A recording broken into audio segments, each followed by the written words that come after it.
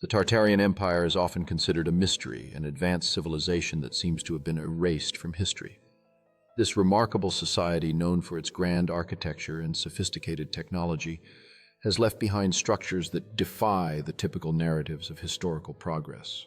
As researchers pieced together clues from various sources, they began to uncover evidence suggesting that the Tartarian Empire spanned continents and was more advanced than previously thought. With each discovery, the intrigue deepened, revealing artifacts that hinted at technologies lost to time.